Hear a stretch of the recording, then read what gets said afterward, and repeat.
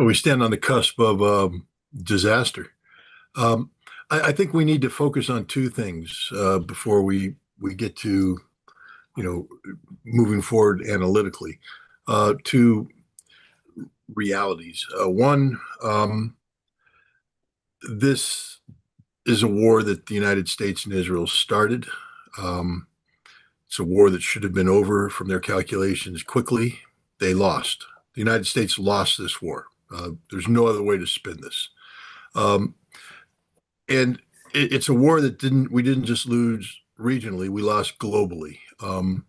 The one of the main reasons why Donald Trump pushed for a ceasefire, because it was the United States that pushed for this ceasefire, not the Iranians, um, was that we were facing global economic catastrophe. And we still are, just so everybody understands. Nothing has, even with the ceasefire, nothing has changed that alters that. Um, the global energy pipelines are still processing fuel that was injected prior to this war starting. There's been no fuel injected since then. And in the coming weeks, that pipeline is going to run dry and there's nothing coming behind it. So even if the war ended today, we're still going to have a very, very difficult summer. Um, to give you an example, Europe runs out of jet fuel in 6 weeks. That means in 6 weeks, the entirety of Europe's airline industry will be grounded. And it may be irrecoverable, meaning these airlines who, if you know anything about the airline business and the margins they operate on, banks aren't very forgiving. Um, and they're buying a lot of airplanes. They're doing a lot of things, betting on long-term stability. And when they sit down, it's over. We're looking at the kind of societal collapse that will change the entire way the world operates, and it could resonate here in the United States. Our airline industries are not immune to this kind of thing. So, this is one of the reasons why Trump said, no, let's stop this war. But here's the problem. Iran is negotiating based upon realities. The reality that it has a ballistic missile program that the United States wants done away with, but Iran can't do away with it because that's what enabled them to defeat the United States to begin with. The reality that they have a nuclear program the United States wants done away with, but they are legally allowed to have it. And two, the pride of their nation is invested in this. Three, um, the one thing that brought the United States to its knees was their control of the Strait of Hormuz and their ability to leverage their continued military prowess against regional energy production facilities. So, we needed a ceasefire. None of that's changed. And we can go on and on and on. The United States wants them to stop support for Hezbollah in Lebanon and Nasrallah in Yemen, ignoring the fact that Hezbollah exists because of Israel's ongoing illegal occupation of Lebanon. And Nasrallah was attacked by Saudi Arabia in 2014 and continues to resist against that aggression. Neither one of those predicates had anything to do with Iran. The bottom line, though, is that Iran is willing to work with the United States to achieve an equitable outcome. But it's one that's predicated on the reality that Iran won this war. Victors do get to dictate terms. Losers don't, but Trump is trying to dictate, not from a position of strength, but a position of political weakness. When assessing Iran, I just told you that we have to look at Iran from the standpoint of reality. Their positions are grounded in reality. When we speak of the United States, the entire American position is grounded in Donald Trump's political future. A midterm election that's coming up that he stands a chance of seeing the Republicans swept out of Congress. If they're swept out of the House, as it appears is going to happen, his final 2 years of his presidency will be spent fighting impeachment. And that's it. That'll be what happens to his legacy. If he loses the Senate, which he very well could, that impeachment could become a conviction. And now the entire political legacy of Donald Trump is finished. So Donald Trump is trying to spin this defeat in a way that can be sold to the American public as a victory. And he's not very clever in how he does this. If he had called me up, I could have this thing delivered to him wrapped in a bow, and he'd look pretty damn good. because I know the Iranians. I know the kind of compromises they'd be willing to make. But Donald Trump can't make those compromises, and we saw that at the moment when he could have declared victory about opening up the Strait of Hormuz. He stupidly said, "I will continue a blockade that is a violation of the agreement," because he wanted to be seen as tough. He didn't want to be seen as acquiescing, and now it's fallen apart. But here's the thing: all he has left now, the only option he has left, besides surrender, because he's boxed himself into a corner. There's no more latitude for spinning this to his benefit. If you're going to prevent a war, Donald Trump's going to have to make concessions that will go down in history as acknowledgement of American defeat, and he can't do that politically. So we're going to have a war. I'm afraid that's going to happen. But here's the danger of it. This will not be simply a repeat of what has already happened. The Iranians are not waiting to be surprise attacked. The Iranians now are loaded for bear. And the Iranians have put the world and the region on notice that the following will likely happen. If the United States and Israel strike Iran, Iran will terminate the existence of the United Arab Emirates, Kuwait, Bahrain, and perhaps Saudi Arabia. And they do this by striking desalination plants and oil production facilities. The strikes will be immediate, they will be incessant, and they will be decisive, and it will be the end of these nations. Imagine living in Dubai, the summer coming up. I've been to Dubai in the summer. It's very hot. You need a lot of water. Now imagine not having any water and no air conditioning. You will have a ghost city because it will depopulate. The same thing will happen to Abu Dhabi, Kuwait, Manama, Riyadh, and every other one of these big cities has been built up. The Iranians aren't playing games. They're not going to play a game of escalation management where, as the United States strike, Iran responds in kind. If the United States chooses to strike, there's good reason to believe that the Iranians will go for the jugular, destroying these nations, but in doing so, destroying the global economy. The world's economy will not recover from the harm that will be inflicted when Iran takes away not just the ability to ship energy, but to produce energy, not disrupted for a decade, but disrupted for centuries. This is the reality. And Israel may not fare any better because Iran isn't going to play games with Israel either. And you're probably going to be looking at Israeli desalination and power generation plants, critical infrastructure that Iran so far has avoided targeting, being struck. And that'll make Israel uninhabitable for millions of people. And once the Jewish Israeli population starts fleeing Israel, Israel ceases to function as a modern, viable nation state. So Iran is prepared, I believe, and this is based upon conversations with Iranians, that they're not going to play the escalation game. They're going to go straight for the jugular, that when this war starts again, they're going to end it as soon as possible, which will put Trump in a very difficult position because now he can't spend this. He will lose the election, which means America's in trouble because this man isn't the kind of man that's going to sit back and allow an election to go by that he's going to lose. We're going to be seeing extreme manipulation of the American electoral process. And we could also see him seek to defeat Iran the only way that we are able to guarantee an outcome, and that's using nuclear weapons. And so this isn't a game that's being played. We're allowing Donald Trump's ego, this narcissistic madman, his ego, this cult of personality that sees control of Washington, D.C., to set the world up for calamity. And I just hope people understand that this isn't a game that's being played. This is reality, and it will impact us all. Hopefully they go home. Hopefully their governments come and rescue them. That tends to be what happens when you have large-scale disasters of this nature. And what'll happen to the I almost wish for this outcome only because I see these Gulf Arab states who have been these royal families that have been put in power by the British and have abused their status and their stature and their wealth. I'd love to see nothing more than to have them go back to the desert and be wandering Bedouin tribesmen and such. That would be so befitting because they're not fooling anybody. These aren't the most clever people in the world. These aren't the greatest thinkers in the world. These are people who were gifted something by British colonial powers and by God Almighty who gave them energy, and they've wasted it. They've wasted it, and so be it. But no, we're talking about literally nation-killing events that are about to take place.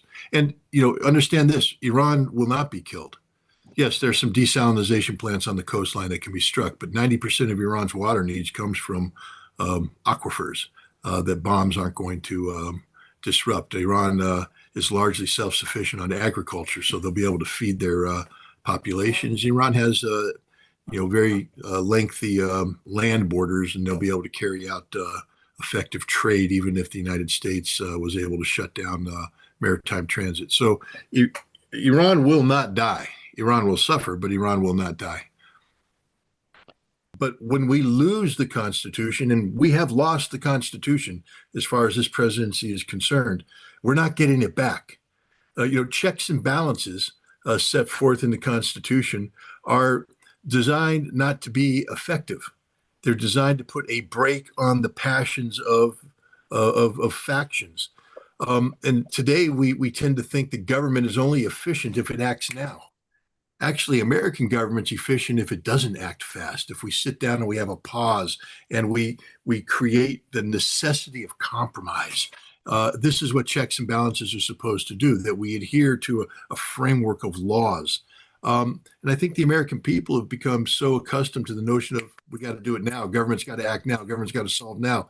So they get frustrated when Congress asks questions, when Congress says, hey, we need to do a law here, or we need to do this. Or if one branch of the Congress says, I don't agree with the other branch, and they say, well, this is inefficient. No, it's the way we were designed to operate, and it prevents these abuses of power. I don't know if the American people will ever allow the nation to go back to that structure. And then we no longer are the United States of America. We can call ourselves that. But the United States of America is a constitutional republic, and we forego the Constitution, we forego the republic. No, we lack that. We lack the capacity of using conventional military capabilities. If we use nuclear weapons, yes, of course we could. There's some reason to believe that Donald Trump threatened the use of nuclear weapons and was told by his military, hell no. And that's another reason why we went to this thing. You remember his tweet about the erasure of civilization. Almost immediately caused a back down. And what's interesting is that in his posting countering what he said, and no nuclear weapons, and he put that in all caps, as if he had to respond to the fact that he tried to use nuclear weapons, and he was told by his military no. There's no constitutional justification for that, no justification under the law of war.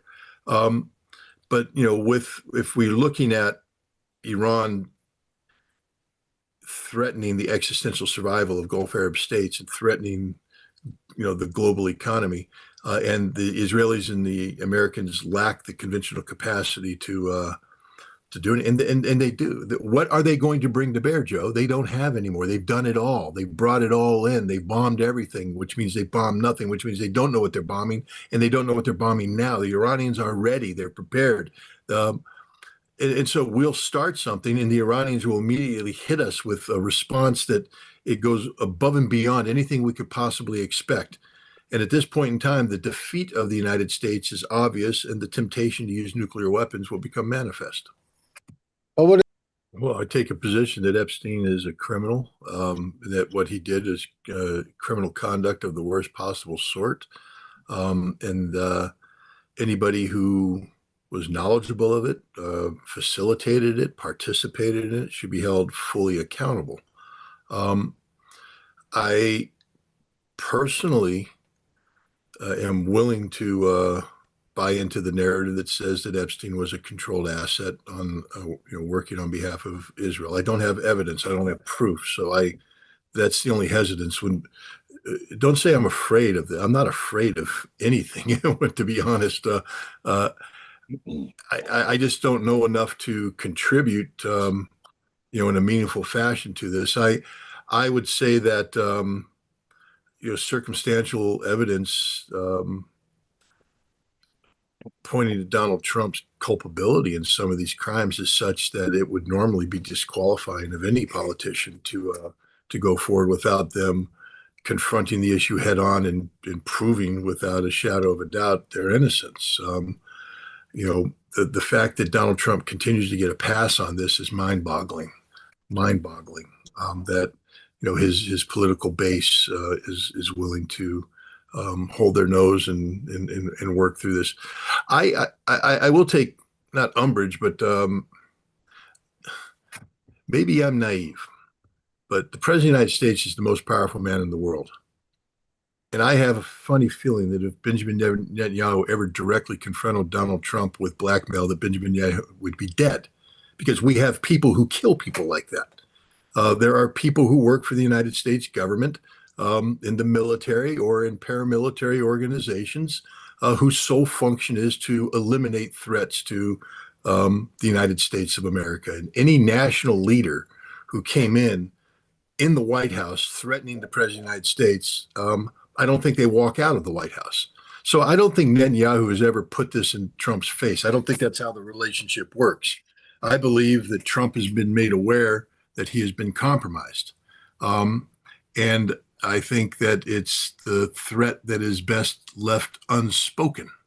The other thing about the unspoken threat is that you eliminate it being spoken, which means you eliminate it being detected, collected, and reported on, which is another thing. I mean, I think for a moment, if there was, if Netanyahu ever confronted Trump with this, that, there are recordings, there are minutes, there would be a record out there. And that's not how this blackmail works. This blackmail doesn't work by there being a record, because that record then, becomes, known to the public, and you cease to have any leverage over the person because suddenly everybody knows about it.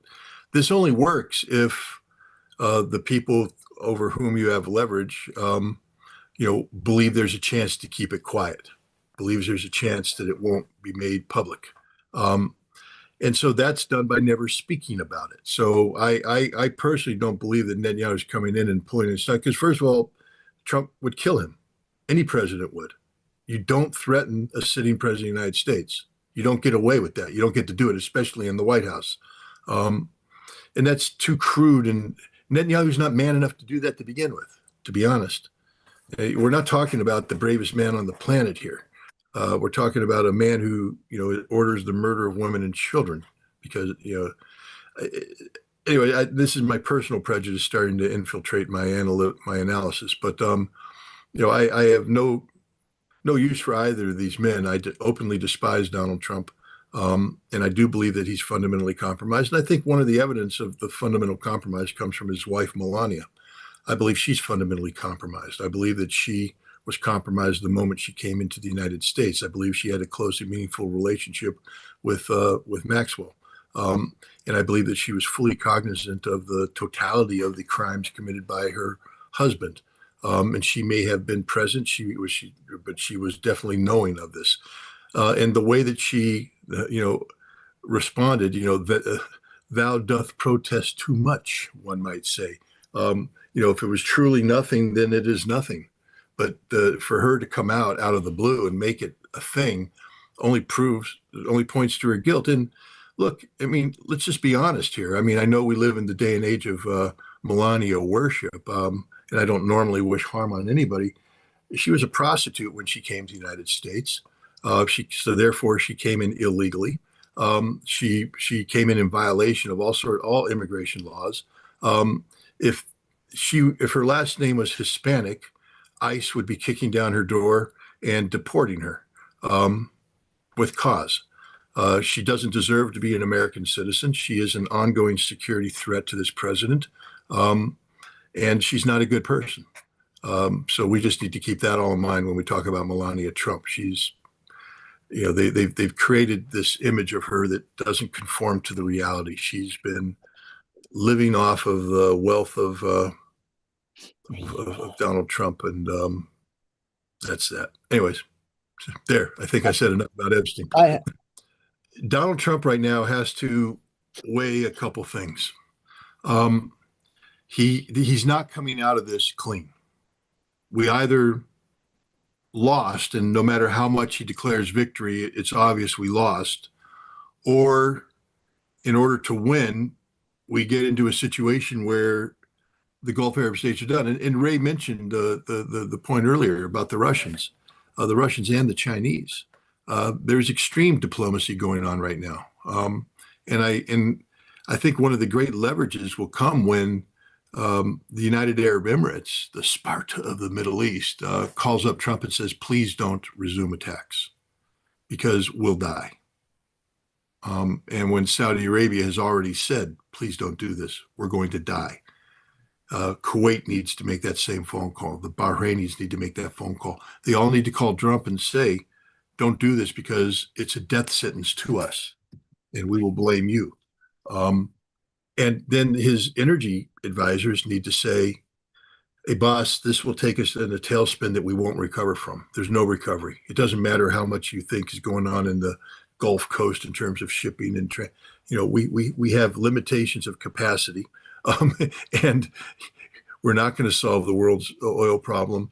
We're already facing a crisis that's going to be very painful this summer, but this could be fatal economically to a number of our allies in the Pacific and in Europe and even to us potentially." So there's this big reality there that Donald Trump is being confronted with.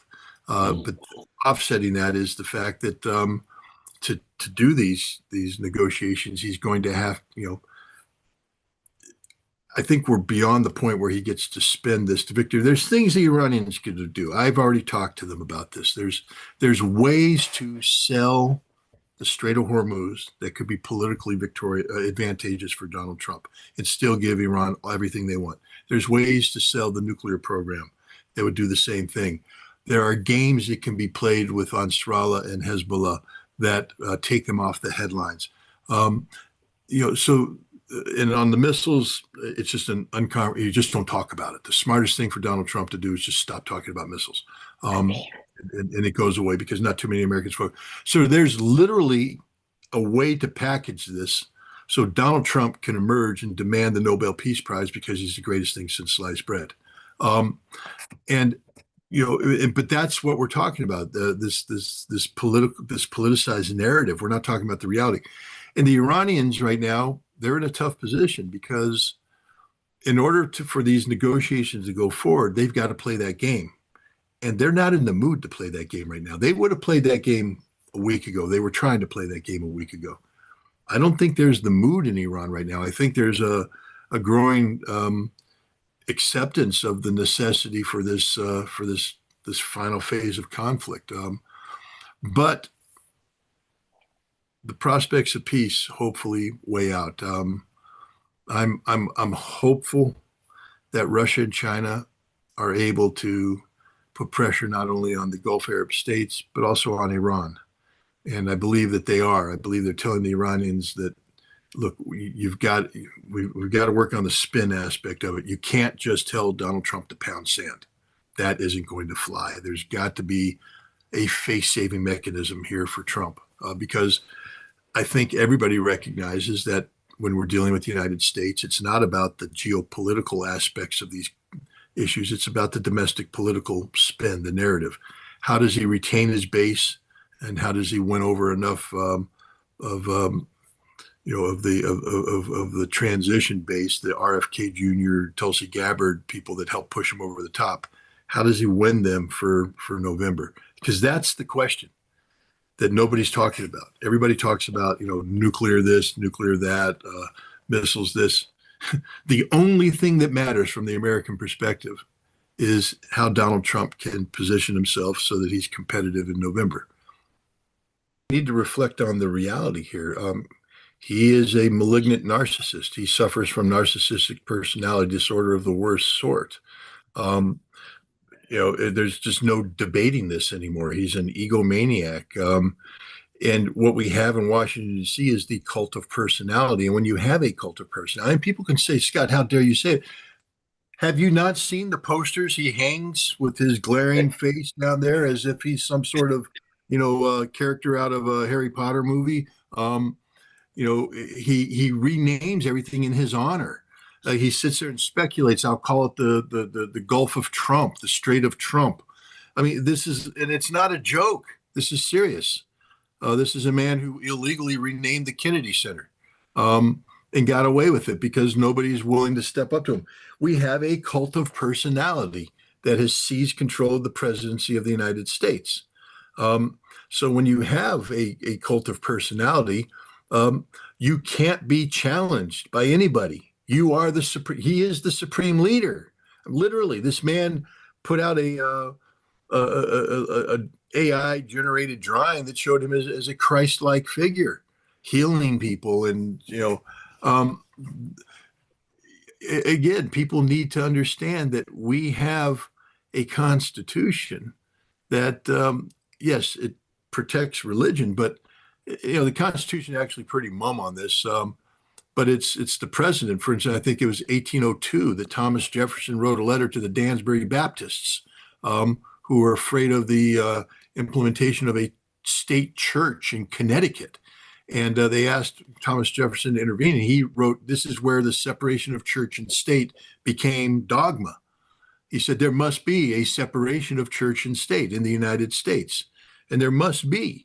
The president of the United States can be a man of faith, but his faith cannot be wrapped in the cloak of constitutionality, meaning that his faith becomes the defining dogma of the nation. And here's Donald Trump, a man who wouldn't know the Bible if it hit him in the face, posturing as if he's Jesus Christ, because he has to be the supreme everything. It is a cult of personality. So when the Pope comes out and takes a moral stance on the war in Iran and on other issues, this narcissist cannot allow it to stand. I mean, normally, to be honest, nobody would know about this if he just had let the Pope speak. And the Pope doesn't move the needle that often. So just let the Pope speak and ignore it. And it's a nothing burger. Nobody cares. Page below the fold on page 16. But instead they challenged the Pope, and now everybody's talking about it. Now the Pope has become a voice of reason, impassioned reason, and J.D. Vance just digs the hole deeper. You're really going to have a theological debate with the Pope, J.D. Vance. The last time I checked, your resume said the highlight of your resume before you became a senator said that you were this narcissistic about it. I mean, all presidents are narcissistic. There's no doubt about that. You don't run for president unless you have an element of narcissism. I don't think there's been a person that's run for president out of the simple goodness of their heart. There's political ambition. There's all this. That's okay. But most presidents have been constrained by the office itself and by the Constitution. Trump doesn't believe in any of these things. This is what I find so disgusting. He doesn't believe in anything, and he doesn't understand anything. I won't throw a person under a bus, but I've heard a story that somebody was interviewed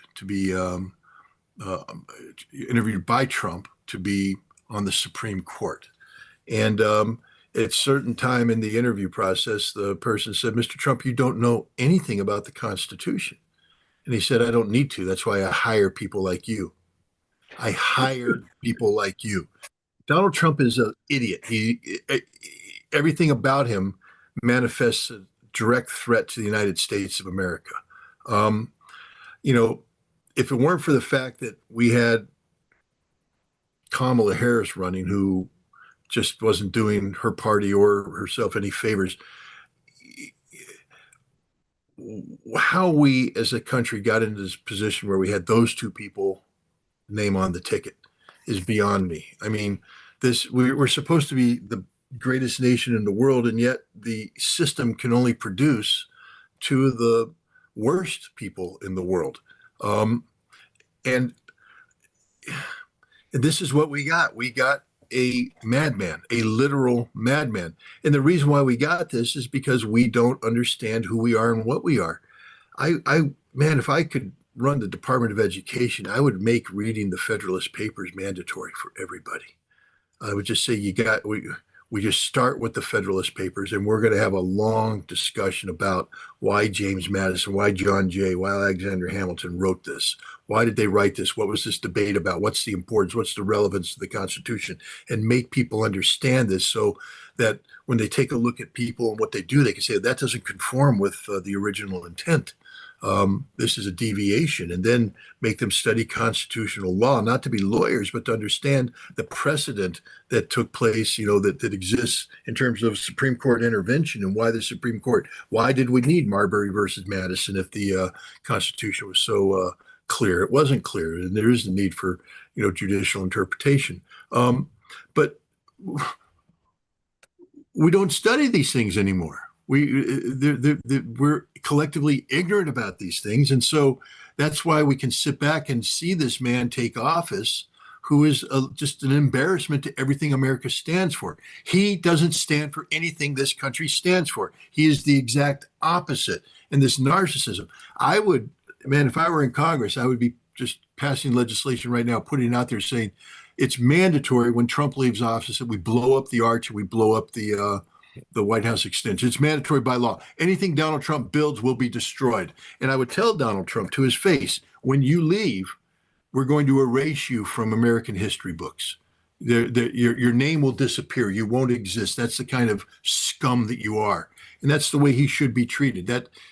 He's an abomination to the constitutional republic, and he must be erased from the physical presence. He needs to be in history books because we need to read about him.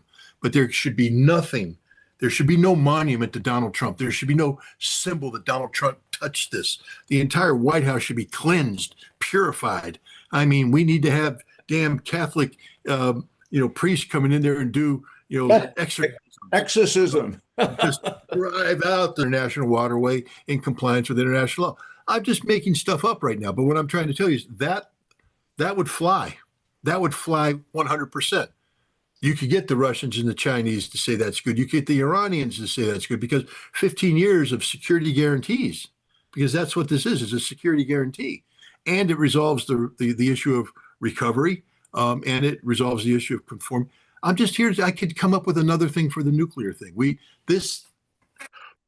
I could have Donald Trump declaring that he's the best president in the world because he alone was capable of getting a nuclear deal that was far better than anything Barack Obama did with the JCPOA. And there is a political victory to his base. His base doesn't even know how to spell nuclear. It's not N-U-K-L-E-R, nuclear. It's more complicated than that. But the MAGA mouth breathers don't care. They just want to listen to this man articulate how genius he is, and they'll buy into anything he says. But we can give him a deal that's better than the JCPOA because the JCPOA was a crap deal. It was a horrible deal, especially when it comes to closing the door on Iran's nuclear potential. Because the sunset clauses allowed Iran to accumulate as much nuclear material as they wanted, and they allowed Iran to have unlimited enrichment capability, which means that the 1-year breakout window that the JCPOA was designed to create disappears when the sunset clauses go away, and Iran becomes a nation that is literally weeks away from having nuclear capability, which is the exact opposite of what you want if you're saying we're shutting the door. So there's a way to write this agreement so that it's permanently shut. There will never be a possibility of the Iranians, producing nuclear weapons. But Donald Trump has to accept enrichment to do that. And, the why he won't is, well, we know why, Israel. But again, this is one of those cases where I just remember during the Gulf War when Paul Wolfowitz, I forget who Shamir, I think, was the prime minister, and they were just giving Bush a hard time leading up to the beginning of Desert Storm. And Wolfowitz just turned to Shamir and wrote down the number. He said, "That's the White House switchboard. Call it when you're serious to talk. Otherwise, don't talk to me anymore." And they shut the Israelis out. They just shut them right out. And the Israelis were like, "What do we do?" And eventually they called the White House switchboard number, and they sat down and they did what the Americans told them to do. That's the power we have over Israel. I mean, that's just the reality. We can shut Israel down in a heartbeat. All we have to do is say no more aid. Goodbye. They're done. They're finished. No president is willing to do that. Bush did it. He played that card, and it's ironic that Paul Wolfowitz played that card, being the Zionist that he is. But we we do have the ability to tell the Israelis to pound sand, especially on something as critical as this. And again, the deal that you could put through would be such that even the Israelis would have to acknowledge that the pathway to a nuclear weapon has been closed permanently. Um, it's extraordinarily dangerous. First of all, it is happening. There's no doubt about it. The uh, the Ukrainians have been, playing a game of escalation, and the Baltic states as well. What originally happened was Ukraine would fly drone missions that would launch from Ukraine and then go through, I guess, Poland and then the Baltic states before emerging and striking in St. Petersburg. What the Ukrainians don't understand is that the Russians have radars. They pick this up, and so the Russians have the proof. Plus, the other thing they don't understand is that the Russians tend to shoot down these drones or jam them electronically. Many of these drones are recovered virtually intact, and therefore their guidance system is there. So when the guidance system is loaded up, and you see the route that was flown, it flows. It's not just through the Baltics; they fly through Finland too. Now they're getting even more. They're more risky. What's curious here is.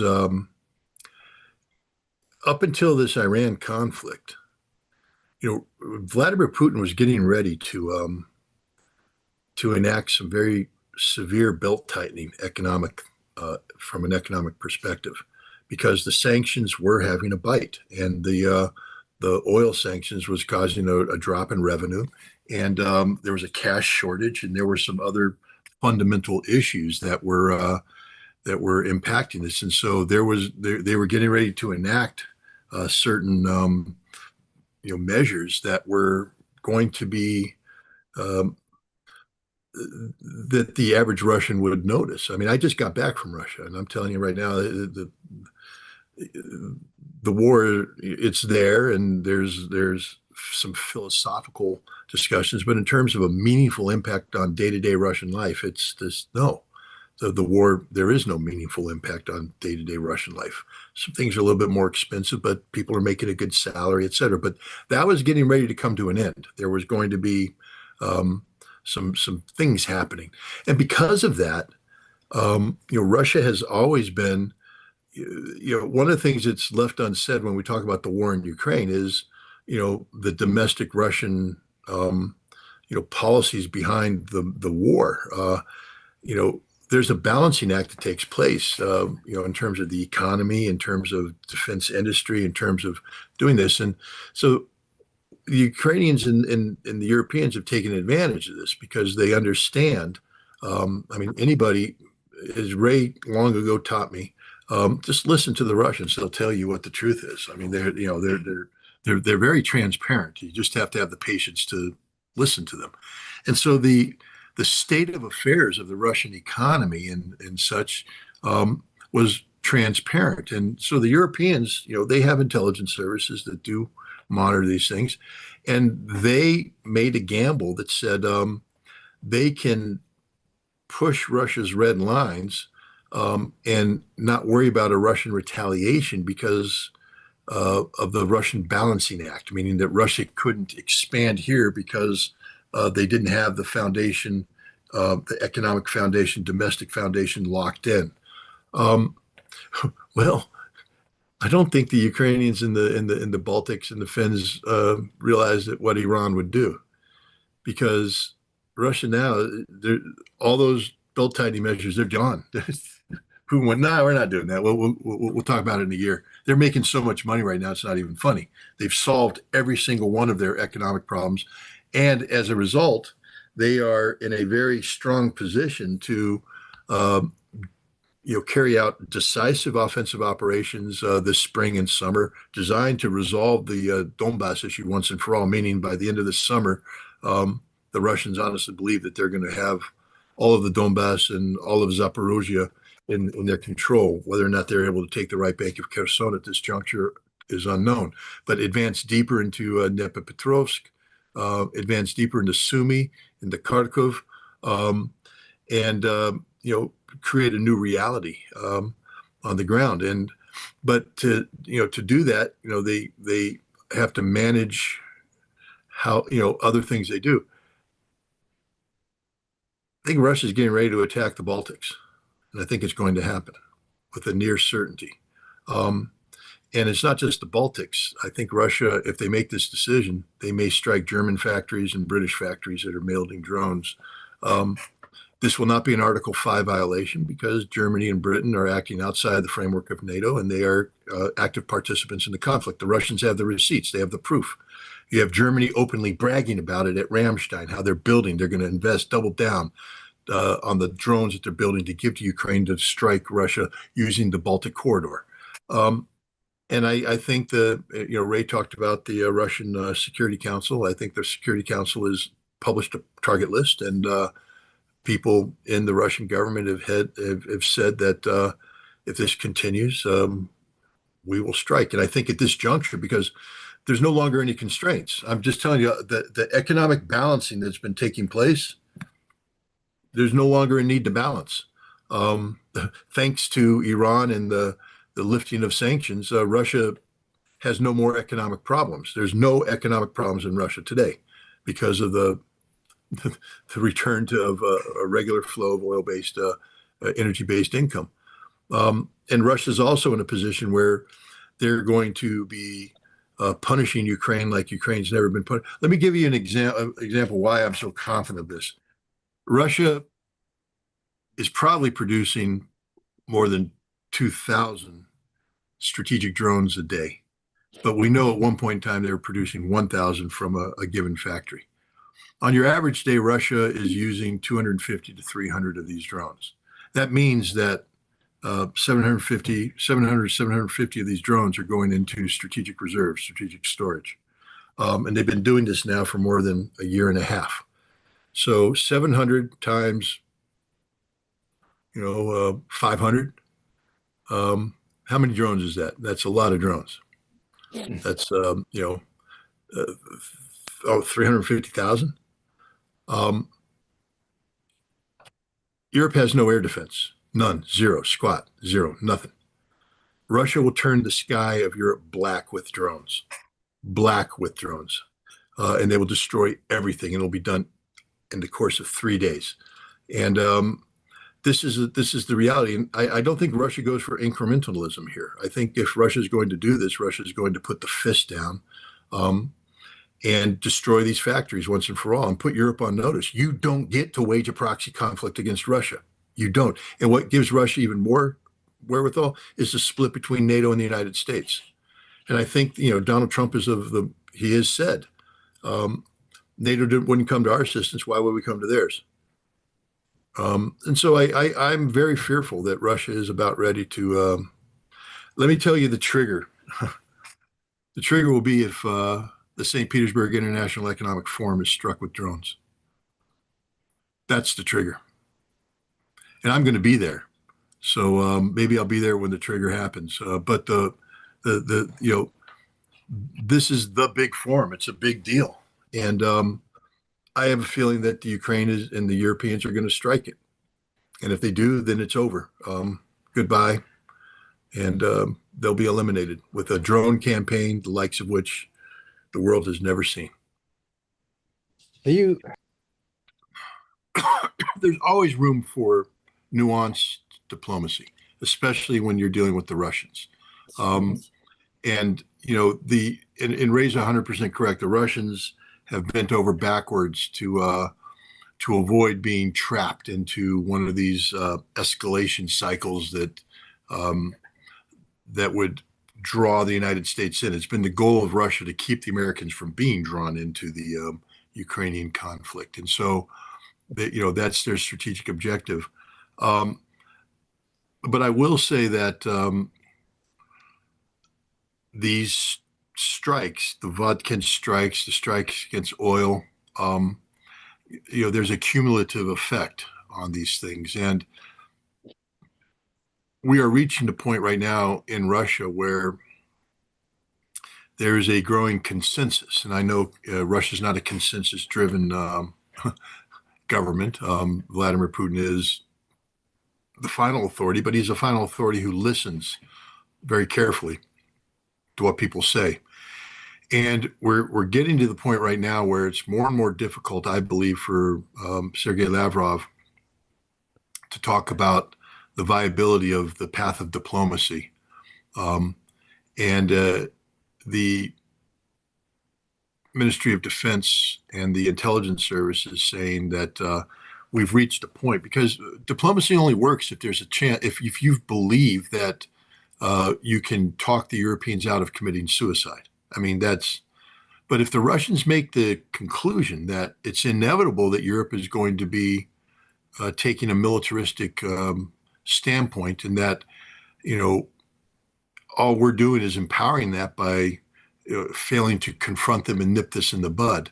Um, when the foreign ministry can no longer articulate a viable alternative to decisively confronting Europe, because there's a whole bunch of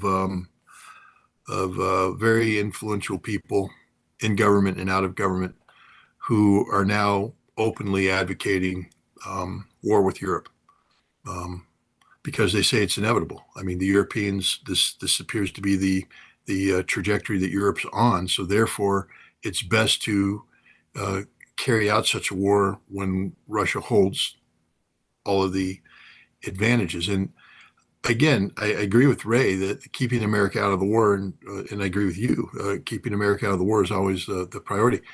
But if we take a look at things that have happened, I don't know if the United States can come back to NATO. I mean, I think we've crossed the point of divorce. It's done. So, you know, right off the bat, that's problematic, getting the United States to come back. Two, the United States is in a situation now where we need Russia.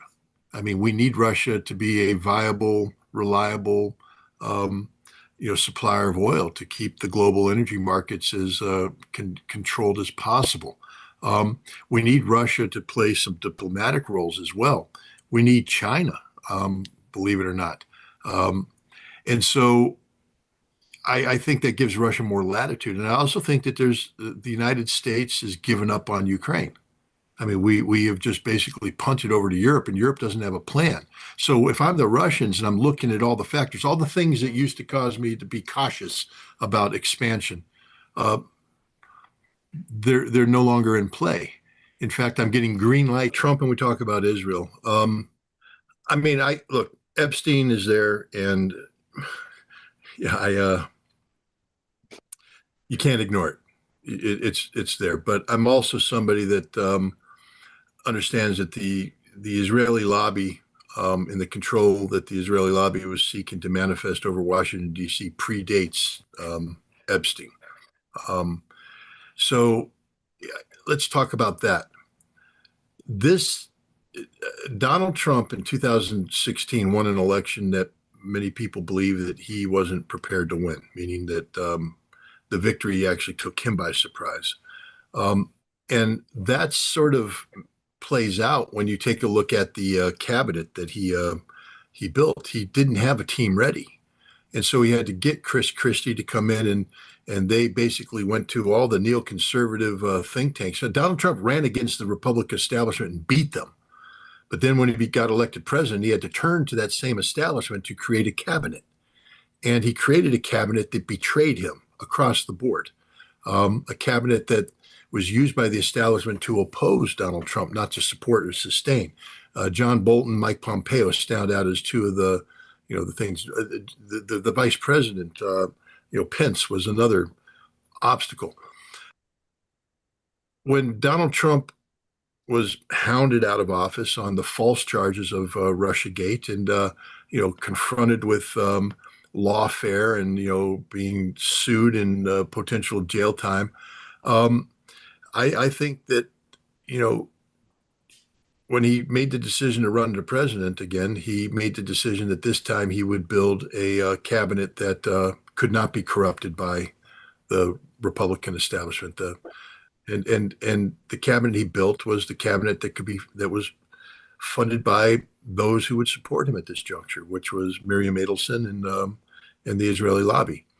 And across the board, every single member of this cabinet is a Zionist of the worst sort, whose political future depends upon support of Israel. There's no room in this cabinet at all for any dissent against Israel, none. because none of the people, first of all, that are in the cabinet would dissent against Israel. They all are there because of their support for Israel. Um, and I think that goes a long way to explain why things happen the way they do. Normally in a cabinet, I mean, even when I was, involved with the Israel, there was still a residual Arabist element in the American State Department and in the CIA. In the CIA, there was a strong anti-Israeli.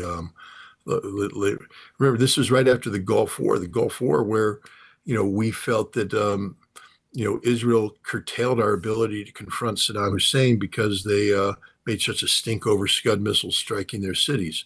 Um, a lot of resentment there.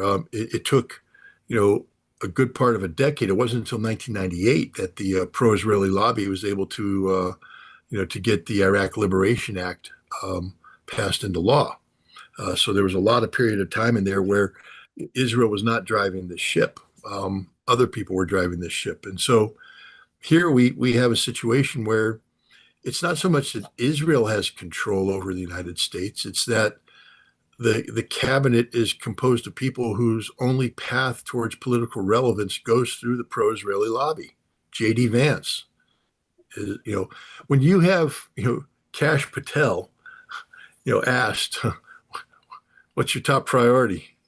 Security of the state of Israel.